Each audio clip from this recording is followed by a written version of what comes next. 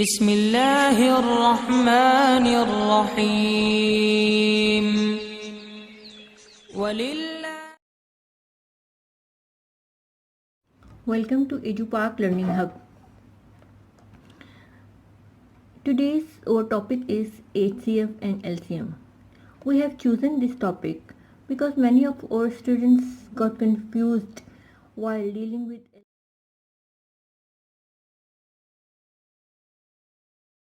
to EduPark Learning Hub. Again, our topic is HCF and LCM. This is part 3. In this video, we'll learn how to guess the word problem. Is it HCF related or LCM related? Because many of our students got confused while dealing with word problems.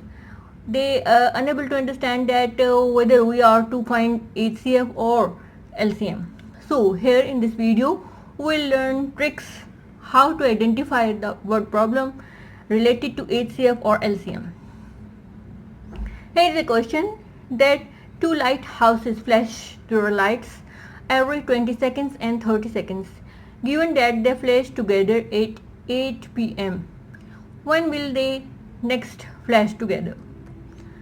So, understand this problem that there are two lighthouses and these two lighthouses flash their lights every 20 seconds and every 30 seconds. It means the lighthouse 1, it flash after every 20 seconds, and this is lighthouse 2 and it flash after every 30 seconds. If they flash together at 8 p.m. so we are to find that when will they next flash together.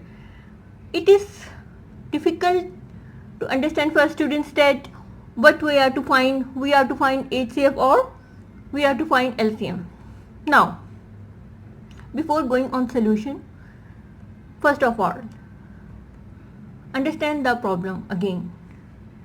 That the lighthouse 1 light or flash after every 20 seconds, it means that it flash if at 8 o'clock, it means that after 20 seconds it will flash, and after 20 seconds it means after 40 seconds it will flash, and with another interval of 20 seconds it will flash at after 60 seconds.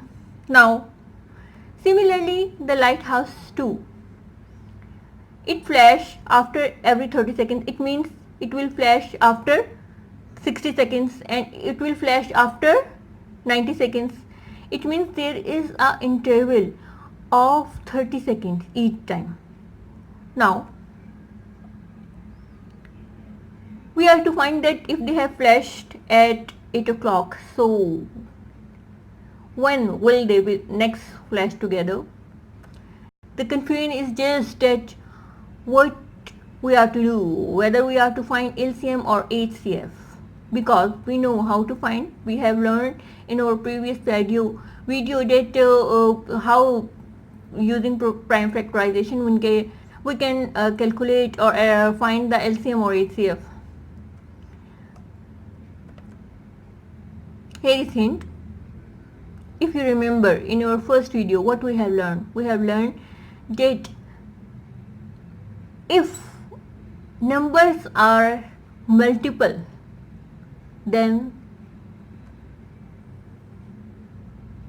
recall in your mind what you have learned, that if numbers are multiple, as in this case, that obviously you are right that this is least common multiple.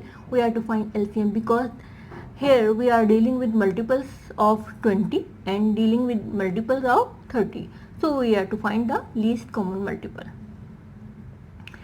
As we have identified the solution, so now next come to the solution. That is quite easy for you, because in order to get common flash time, we have to find the LCM of 20 and 30 by prime factorization. Here are the prime factorization of 20 and 30, and their LCM is 60. So they will flash together after 60 seconds. 60 seconds mean that 1 minute. So if they have flashed together at 8 o'clock, it means next they will flash together after 60 seconds or 1 minute, 1 past morning.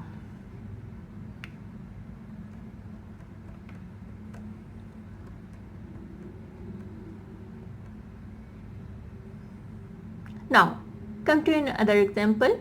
Here Paul has 3 pieces of rope with length of 140 centimeter, 168 centimeter and 210 centimeter.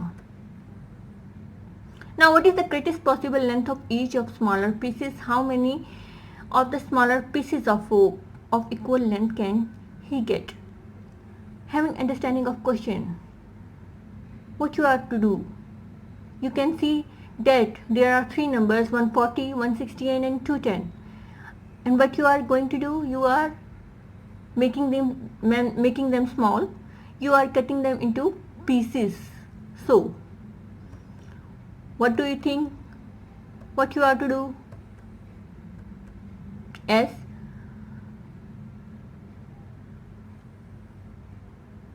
you have seen, here's hint again, that what you are going to do with these numbers 140, 168 and 210.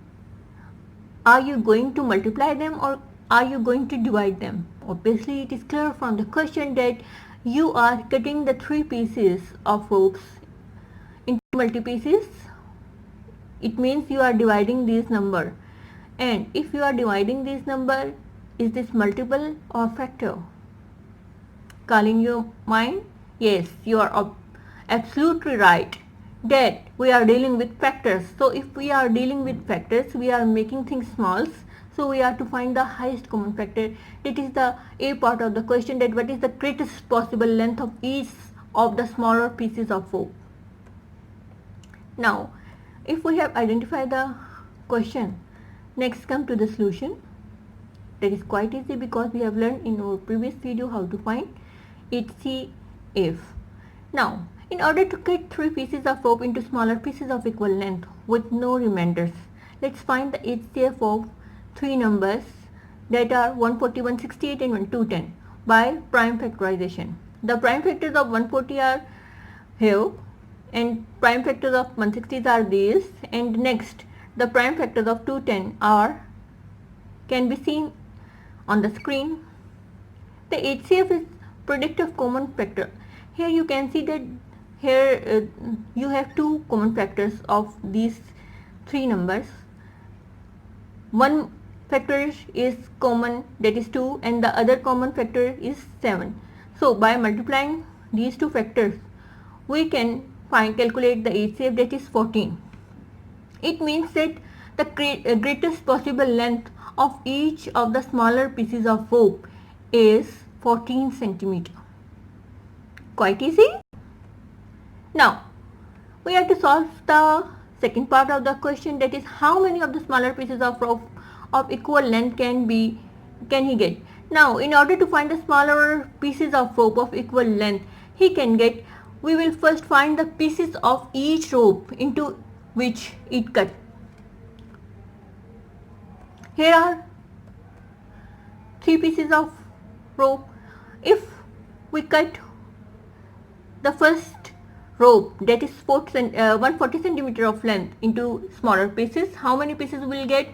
We divide this number by HCF, and by dividing this by HCF we can get the number 10. It means when we will divide 140 into equal pieces of length, we will get 10 pieces, and by dividing 168 centimeter of length rope by HCF we get 12. It means that equal pieces of rope can be get of 14 centimeter of length.